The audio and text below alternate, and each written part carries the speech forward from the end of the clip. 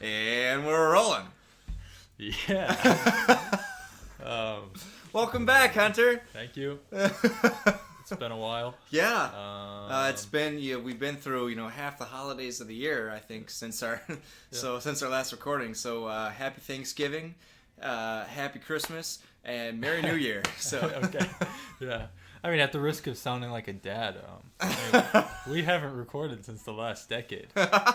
And that's year, true. So that's very true. I know that's a very typical dad joke, but it's low-hanging fruit, and I'm here to pick it. So.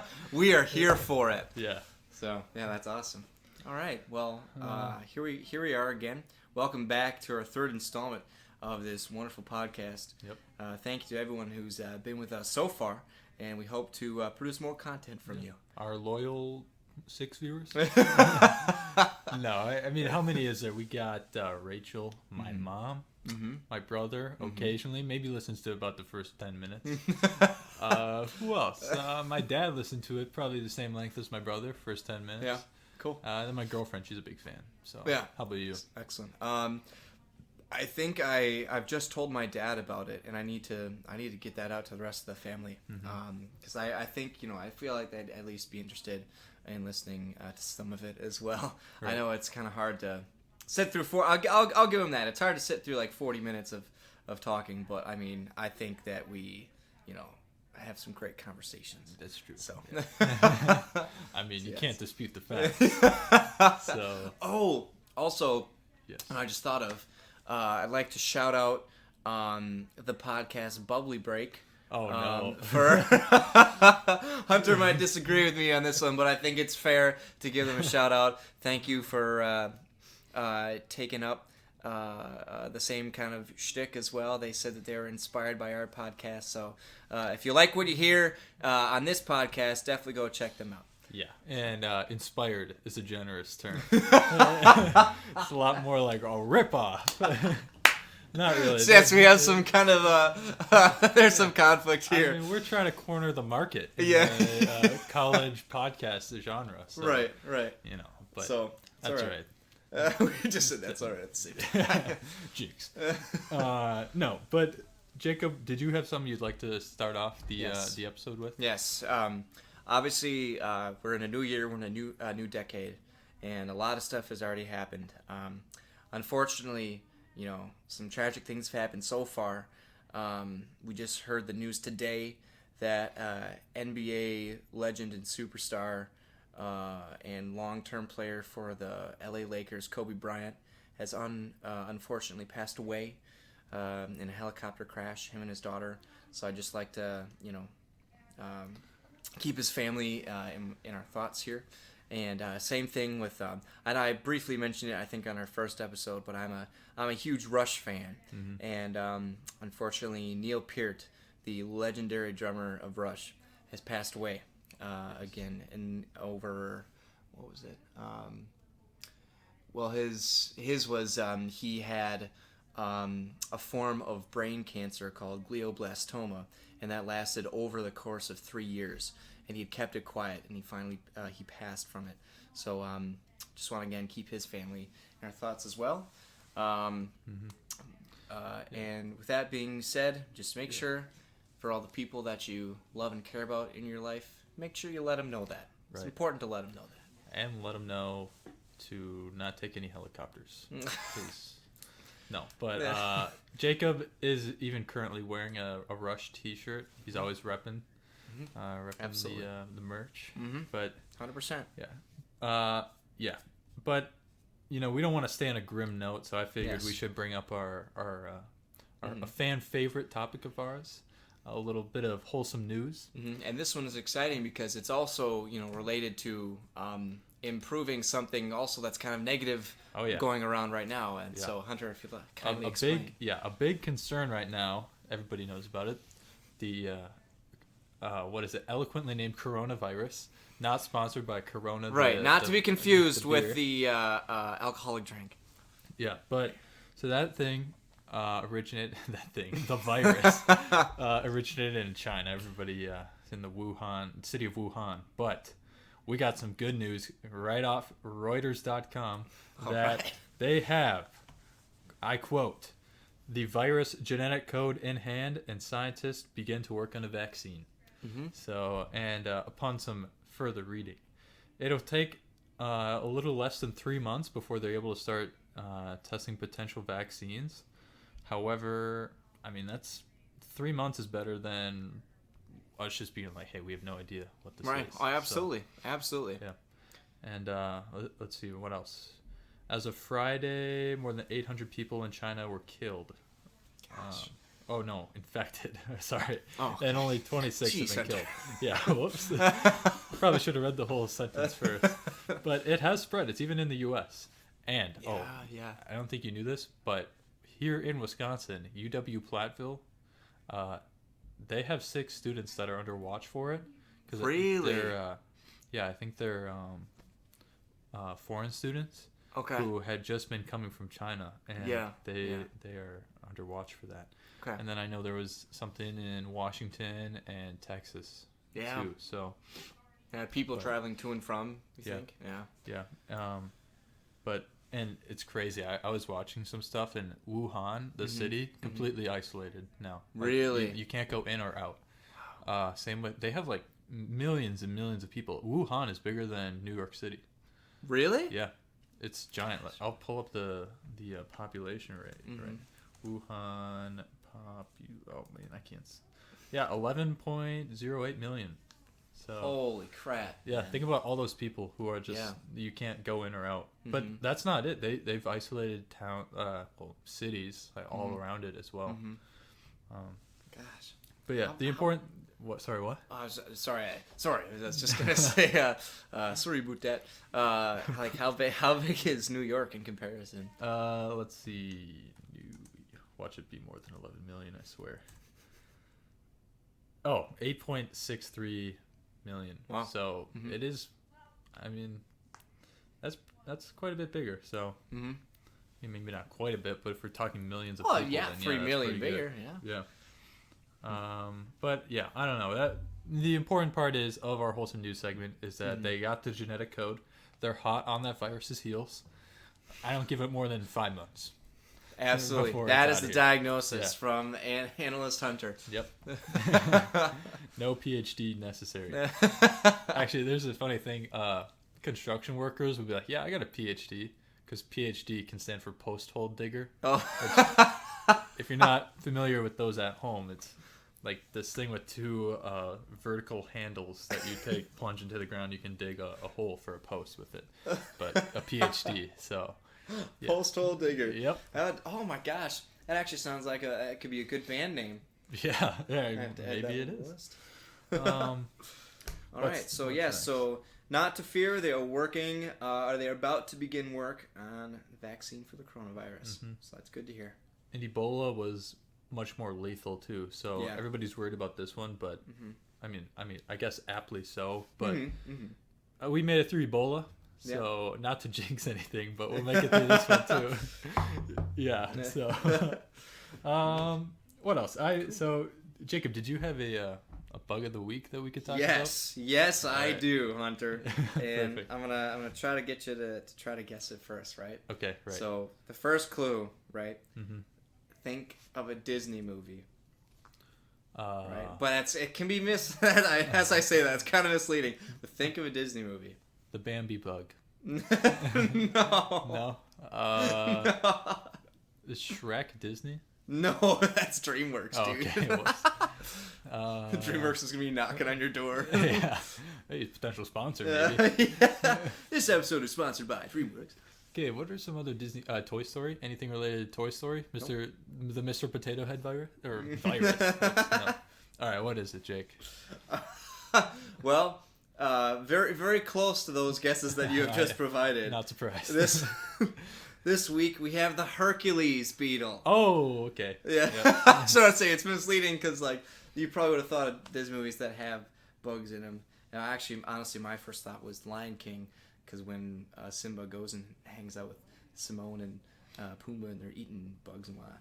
Anyway, yeah, sure. Are those dung beetles though? Maybe there's a bunch of stuff. Oh, okay. I don't really. I didn't even know it was Disney. Yes.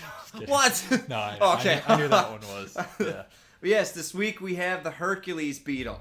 And I'll give you a little blurb here that's got on Wikipedia. I just got a sneak peek too. Yes. Cool. First of all, look at that thing. Look at the pincer on the front of that thing. Wow. Yeah. So the Hercules beetle, Dynastes Hercules, is a species of rhinoceros beetle native to the rainforests of Central America, South America, and the Lesser Antilles, and is the longest extant species of beetle in the world, and is also one of the largest flying insects in the world. And Nice. I was reading a little bit about what that word extant means, and that is essentially, that's the opposite of extinct.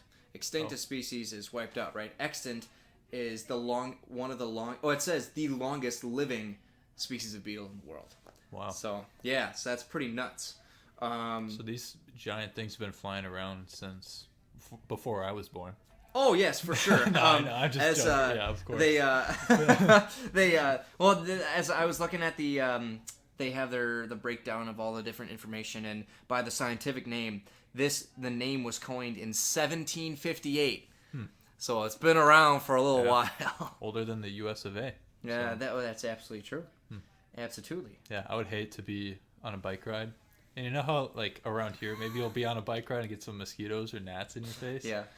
That thing would give you a concussion. Yeah, like a rock hitting you right in the You head. got to wear, a welding mask. Wear your helmets, Yeah. boys and girls. Wear your helmets. Yeah. I wish it would say, like the size description. Let's do that. Oh, here we go.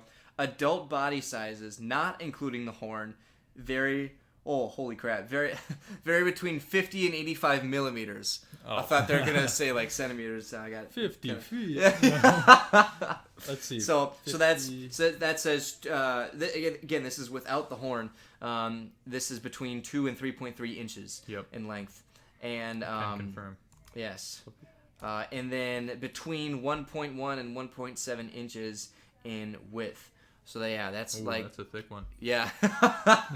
So that's like getting hit with a small stone there, right in the face. But their horn is, I mean, that picture looked like it was at least half to full. Here it is. Yep. Oh, okay. Yep. No, you nailed it right in the head, man. Male Hercules beetles can reach up to 7 inches in length, including the horn, making them the longest species of beetle in the world. You know, If jaws and or horns are included. Yeah, which they should be, because I don't think they Yeah. wouldn't. But, right? Yeah. But yeah, 7 inches, so it's about, yay big. I don't know if you can see this, audio listeners. But, no, but just like that spans like the width of my face. Yeah. So Yeah. like I said, that would turn your bike ride into a ride to the hospital, potentially. I mean, if it came straight at you with the horn in front, I mean, it goes right in your eye. Yeah. I mean, Wow. it's hard to get like a lot of detail there, but yeah, that thing is freaking massive.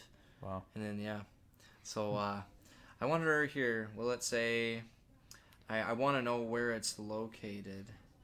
It said it in the Central America, South America, and Lesser Antilles. So I think we're in the clear. We won't have to worry about them. Okay. Here in Wisconsin. Yeah. Not yet, right? Not yet. They might evolve and fly over. They've been around for a long time, so who's Right. to say they're not up to something? Exactly. They've had millions of years to plan a overthrow of, old Homo sapiens. So, Yeah. but speaking of Homo sapiens, I have a little story about the time that I met my girlfriend's parents. So this one, me and my girlfriend, we had been dating for, I don't know how long. I shouldn't have even brought that up. I couldn't give you. Yeah. Anyways. Brooke, please don't be mad at him. Yeah.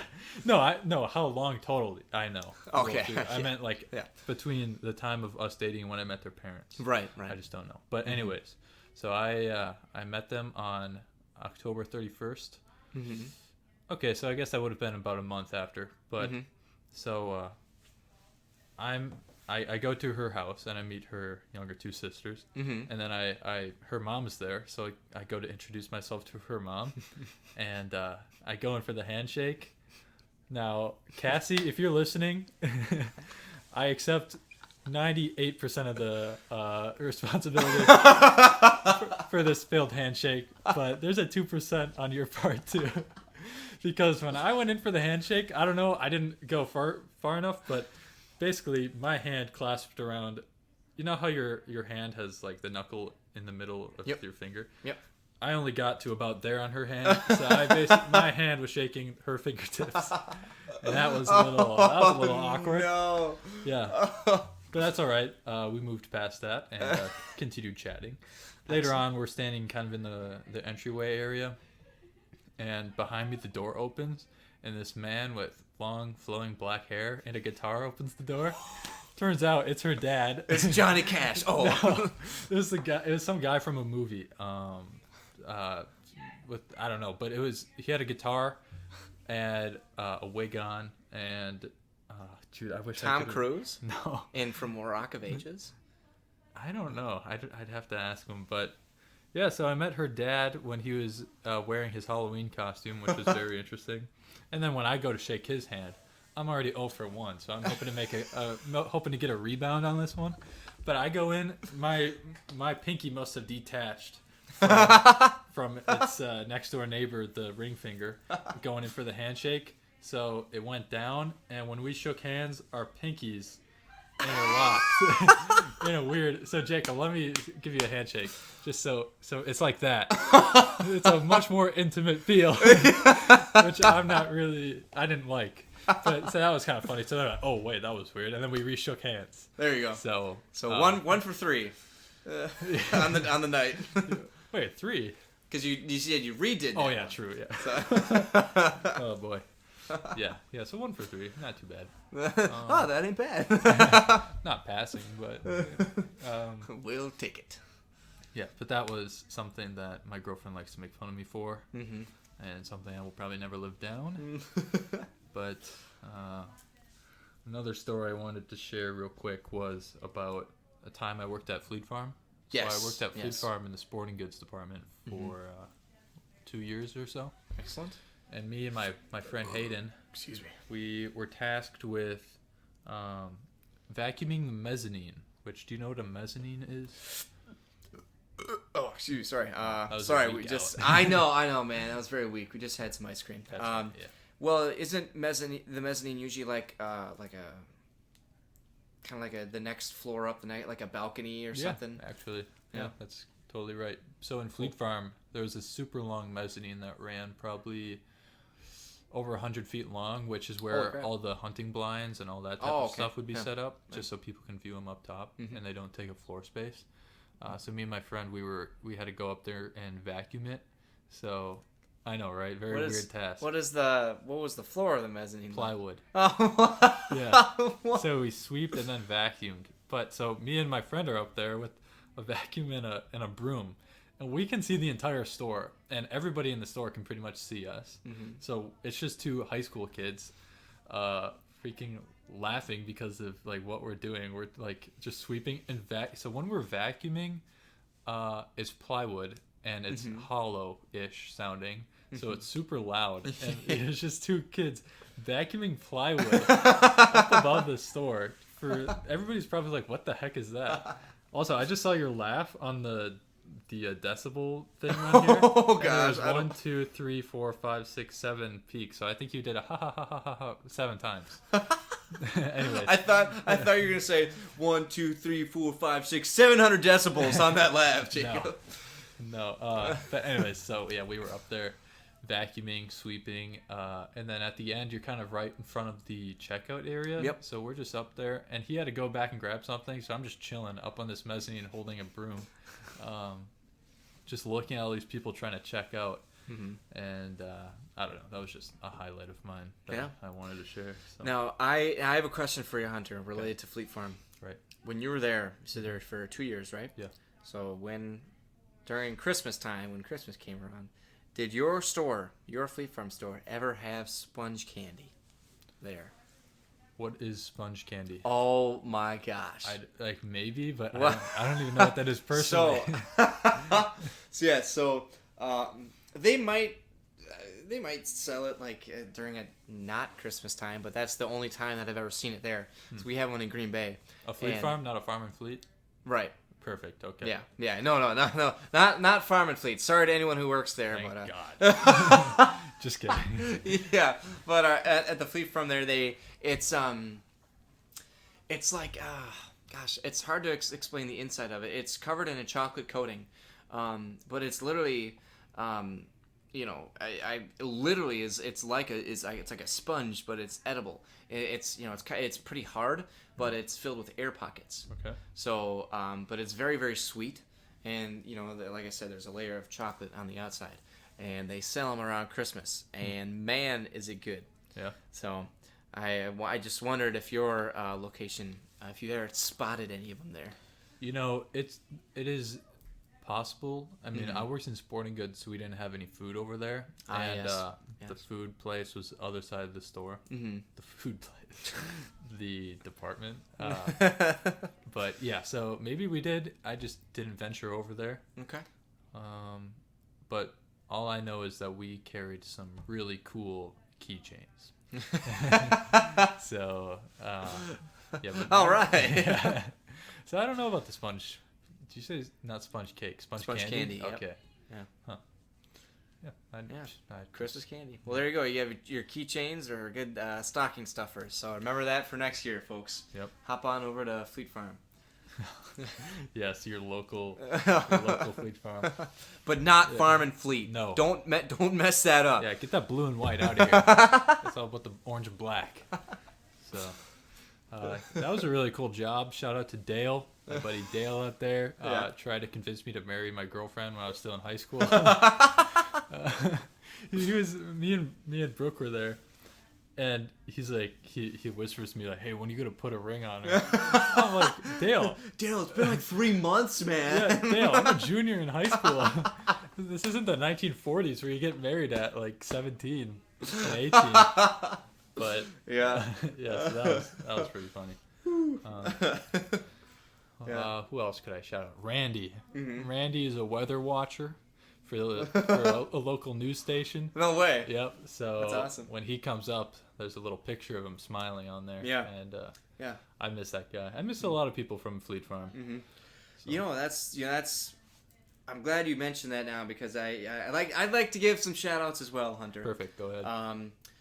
Last summer I did an internship at KI, Krieger International. Their HQ is in Green Bay, but they have a lot of different places around the U.S.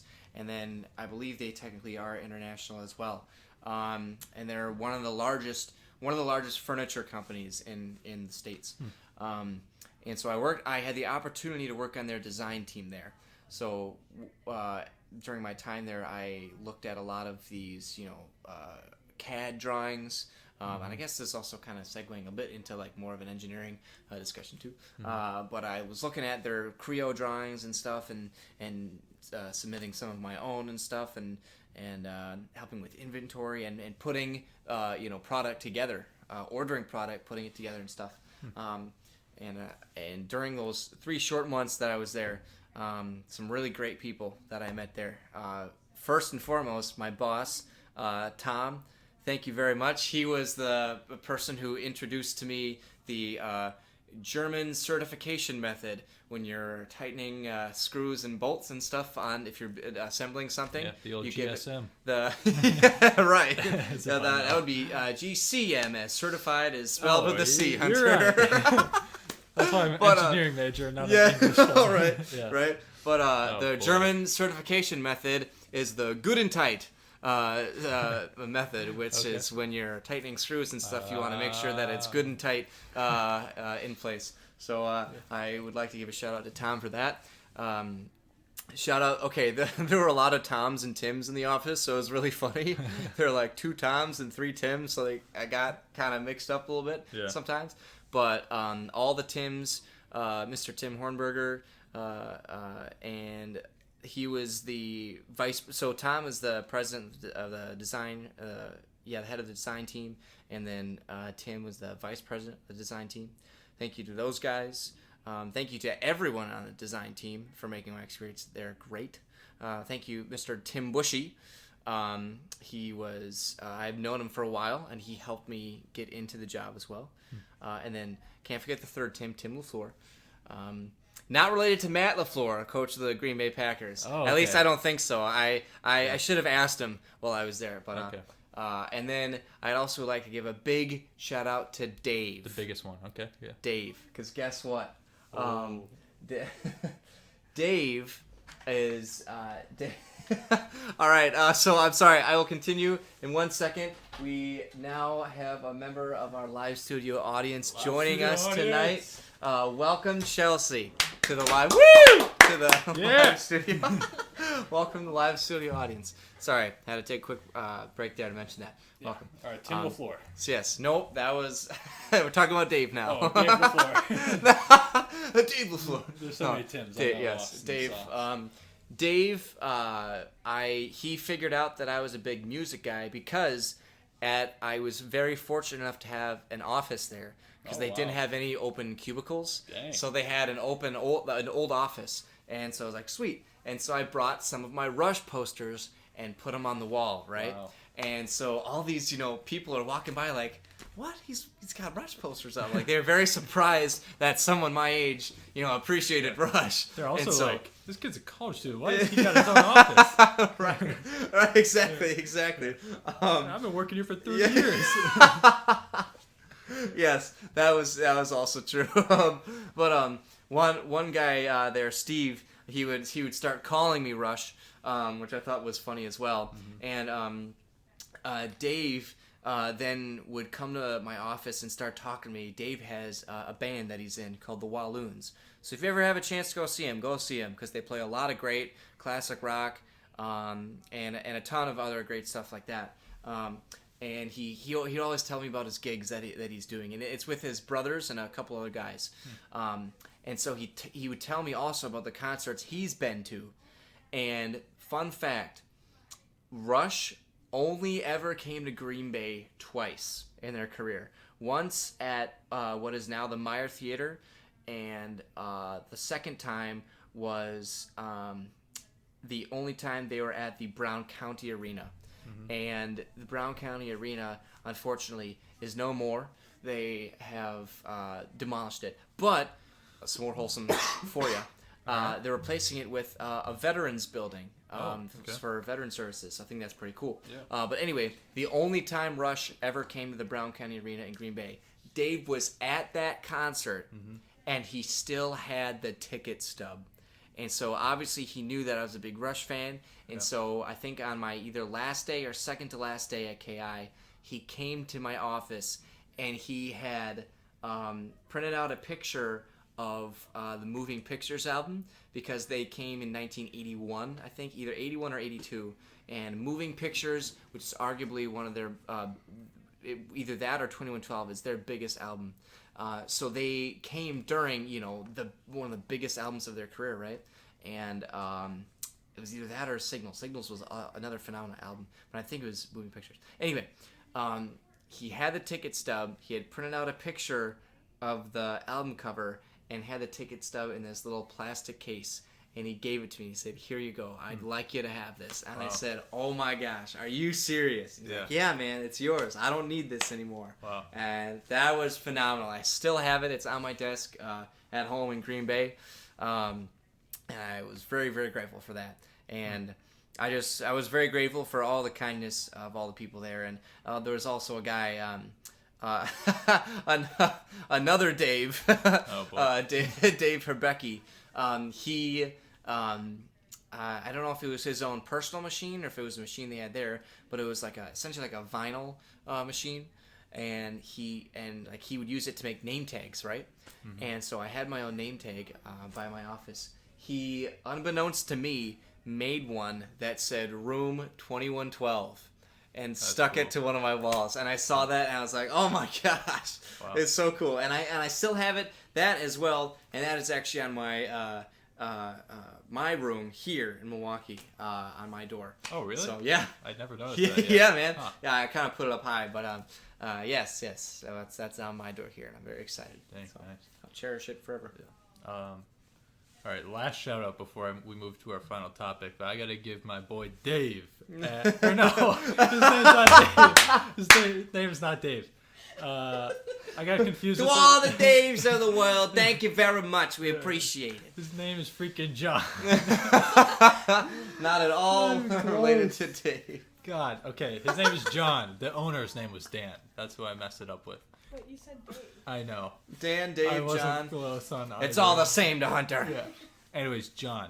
Yes. This is when I worked doing land surveying for the past 2 summers and a winter at Cornerstone Land Surveying in beautiful Stillwater, Minnesota.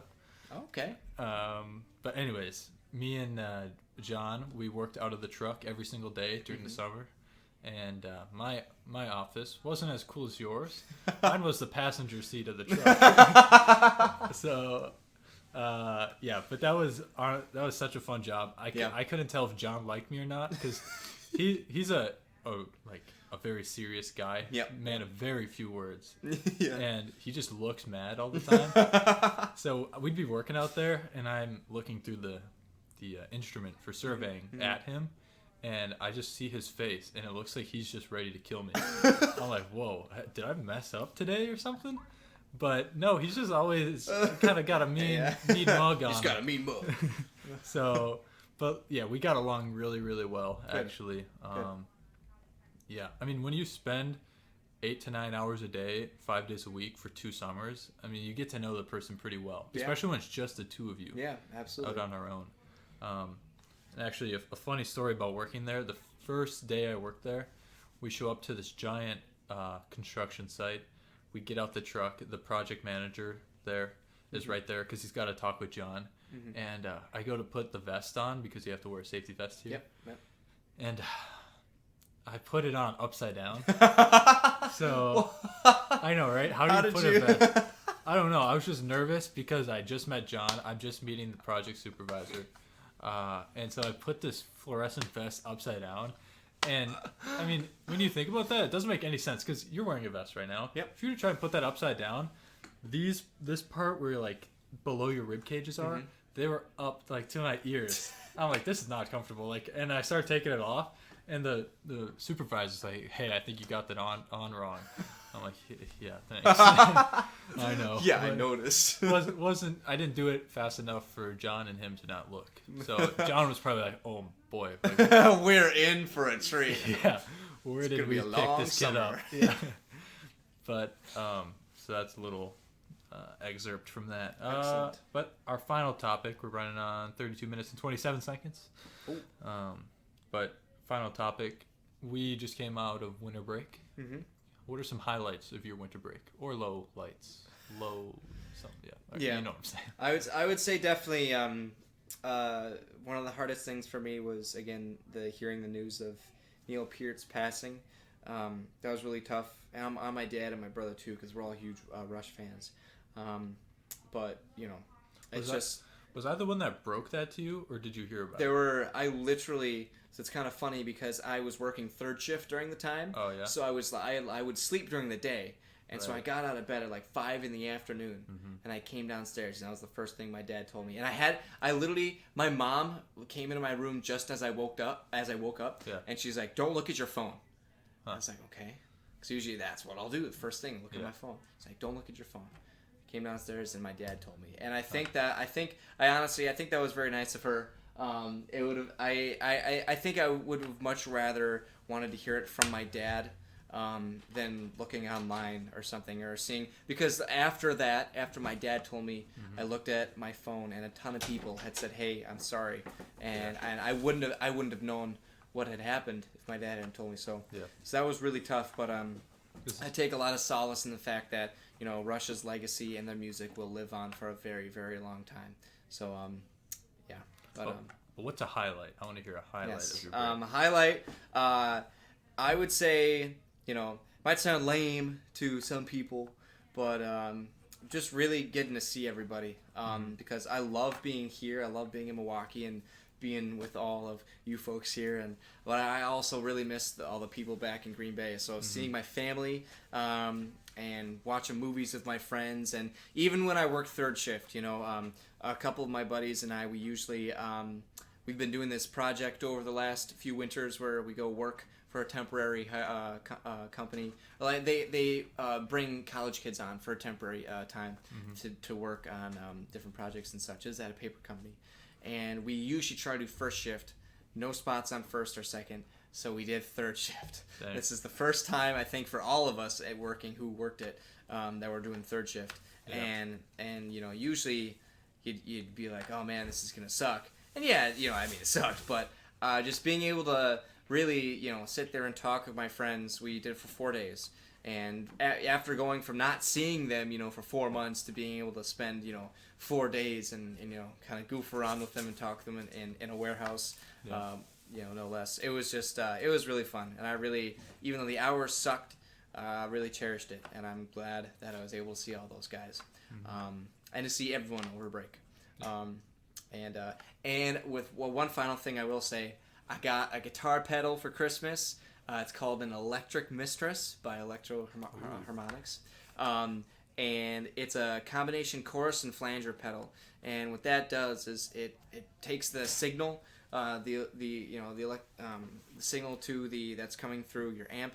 I'm not the best at explaining it, but it basically takes it and it's oh gosh, it like does different things with magic. The sound waves. It's magic. It's magic. It does different things with the sound waves, and it's super cool. And I was very, very excited because on the album Permanent Waves by Rush, one of their biggest songs, Spirit of Radio, that pedal, that effect is what Alex Lifeson, the guitarist, uses on that song. And I was like, I plugged it in. The first time I plugged it in and I played Spirit of Radio, that I was like, oh, this is so cool. This is the coolest thing. So, Wow.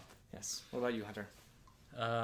Start with the lows so we end on a high note. Mm-hmm. I was heading to my great-grandmother's funeral, and our live studio audience knows about this because I sent it in a Snapchat, but it was a blizzard like no other at the time. It was like a whiteout, probably like, I don't know, like 500 yards or feet ahead of you, like you can't really see. Yeah. Which, if you're standing there, that's not a problem, but when you're driving, then it's pretty... Yeah. Okay, maybe more than 500, 1,000 feet. I don't know. I didn't take a measurement. A long distance. Yeah, but so it was snowing a ton. The roads were horrible. We had to drive like 45 minutes, I think. Yeah. And as we're driving there, me and my brother are in my car. My dad and stepmom and other family is in my dad's truck. He leaves me in the dust. So me and my brother, we're fighting on our own through this winter storm. And like I said, 15 minutes away, I'm going way below the speed limit on a 55, but I was going like 25, 30. I hit some ice, lose all traction, and do a 360, and then go into the ditch. And so me and my brother were like, well, that's a bummer. And we get out, we realize that there's no way that I could drive out of it, or even if we pushed or he pushed to get out of it. So we started walking to some farmers' houses. Really? Yeah, to see if they could pull us out with a tractor, but nobody was home. So, or they just didn't want to answer. I'm not mad. No. I'm not bitter about it or anything. No, but so then I had to call a towing company, and they pulled us out. It was really easy. Except they charged me quite a few bones. It was like 180, I think. To What? pull me out. Yeah, and it took like 5 minutes.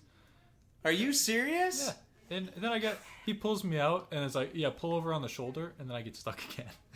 So luckily I had already paid, and he's like, yeah, I'm not going to charge you for the second time. So, because it was just like, I wasn't stuck. It was just, so he made me pull over so far that I was in the snow again. Yeah.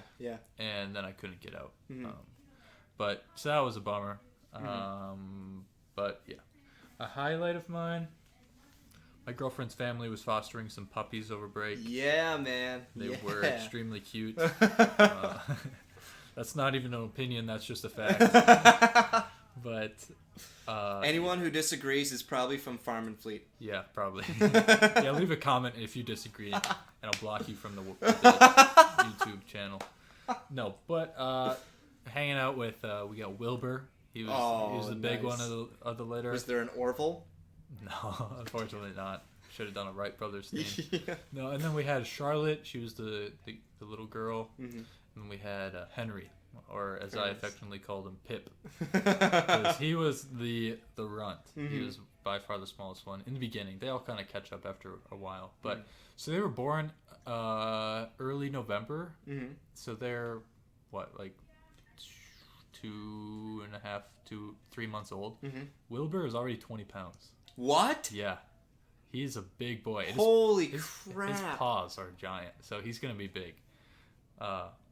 But yeah, so he's only a 3-month-old puppy and he's already 20 pounds. That's But insane. they're getting adopted very soon. Okay.